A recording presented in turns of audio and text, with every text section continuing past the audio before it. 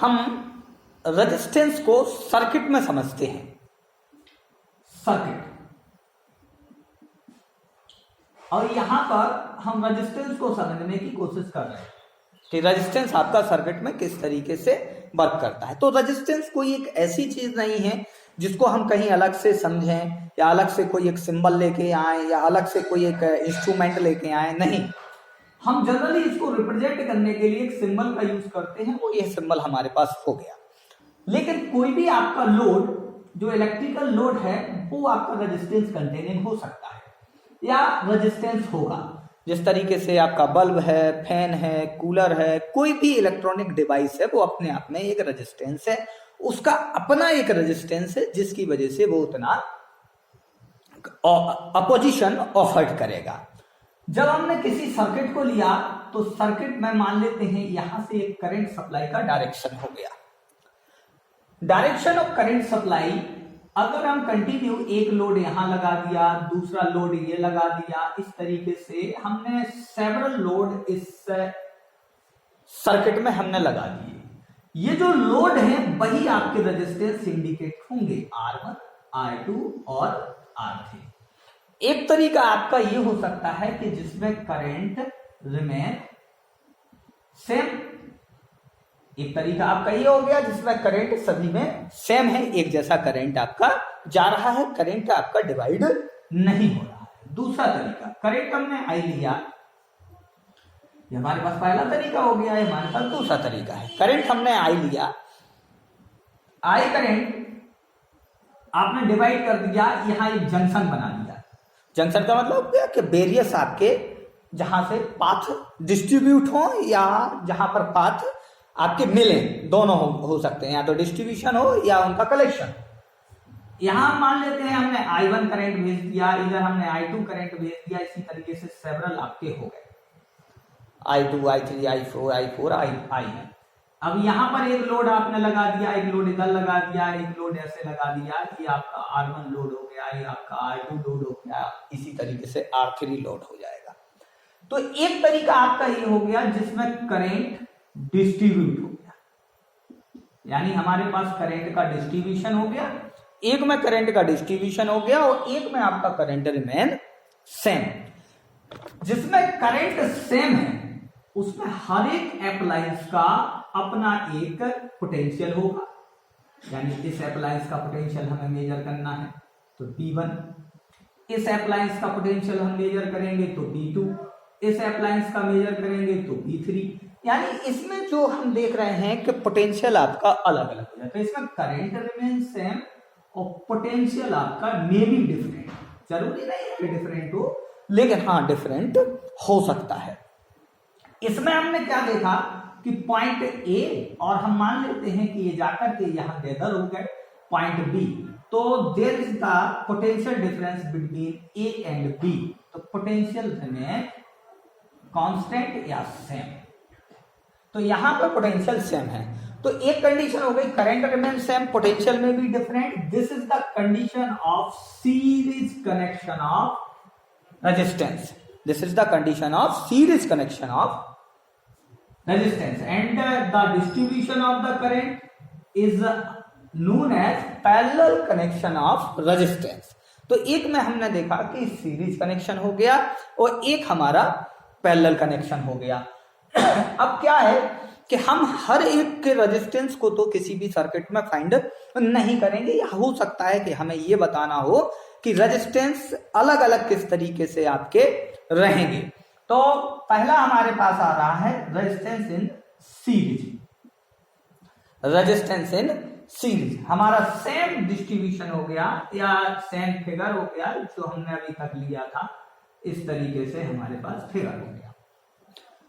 हमने रेजिस्टेंस का नाम R1, R2, R3 करके हमने रेजिस्टेंस के नाम इंडिकेट कर लिए कि भाई ये हमारे पास डिफरेंट रेजिस्टेंस है। करंट हमने यहां से I सप्लाई किया, इस वाले रेजिस्टेंस का पोटेंशियल V1 हो गया, इधर हमने V2 पोटेंशियल ले लिया। इसी तरीके से अगर ये हमारे पास N रेजिस्टेंस है तो इसका पोटेंशियल हमने Vn इंडिकेट कर लिया। अब हम एक पॉइंट ए इधर ले लेते हैं और एक एंड पॉइंट बी हमने इधर ले लिया। एक पॉइंट हमने बी ले लिया और एक पॉइंट हमने ए ले लिया। हम ए और बी पॉइंट के बीच का नेट पोटेंशियल कैलकुलेट करें। कि हमारे पास नेट पोटेंशियल क्या हो जाता है, net potential B that will be equal to B1 plus B2 up to जितने भी पोटेंशियल उसके पाथ में आ रहे हैं सभी का जो एडिशन होगा वो हमारा नेट पोटेंशियल हो जाएगा। इसमें हमारा पोटेंशियल का डिस्ट्रीब्यूशन है तो हमने नेट पोटेंशियल इसमें हमने क्या किया है, फाइंड कर लिया। आगे हम ध्यान देते हैं कि जब हम नेट पोटेंशियल की तरफ फाइंड करने के प्रयास करते हैं तो B इज इक्वल टू आपका B1 plus B2 plus B3 up to Bn। यहां पर हमने ओम्स लॉ से एक रिलेशन पढ़ी। ओम्स लॉ से हमारे पास रिलेशन थी B is equal to IR। मतलब हम B1 की वैल्यू निकालेंगे तो करंट तो आपका डिवाइड हो नहीं रहा है, IR1। B2 को फाइंड करेंगे तो IR2। इसी तरीके से Bn को फाइंड करेंगे तो IR3। और इन वैल्यू को ले जाकर के हमें इसी में रख देना है। तो हमारे पास ये वैल्यू जाकर के इसमें आएगी तो B is equal to B1 की जगह पर IR1, इसी तरीके से IR2, IR3, IRN up to, और इस B की जगह पे हम चाहें तो IR वैल्यू रख लेंगे। इधर पे हमारे पास IR हो गया, इधर हमने I कॉमन ले लिया, R1 R2 से लेकर के पूरा का पूरा हमारा RN तक, I से I कैंसिल हो गया। नेट रेजिस्टेंस जो हमारा निकल के आया वो हमारा एल्जेब्रिक सम हो गया।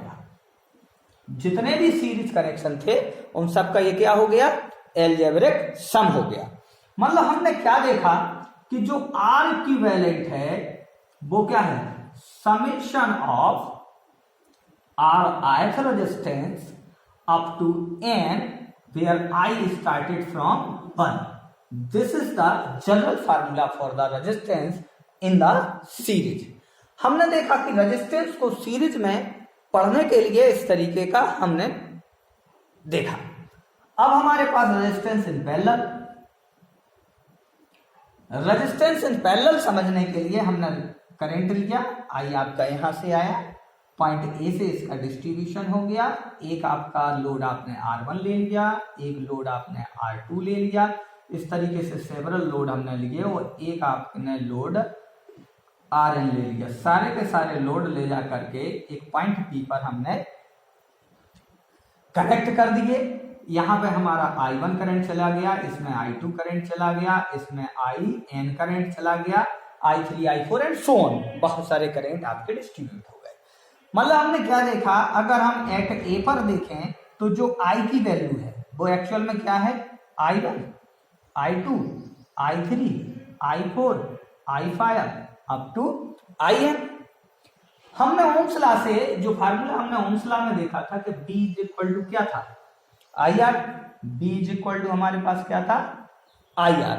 यानी हम यहां पर क्या करेंगे, I की वैल्यू फाइंड कर लें तो कितनी हो जाएगी, B अपॉन R।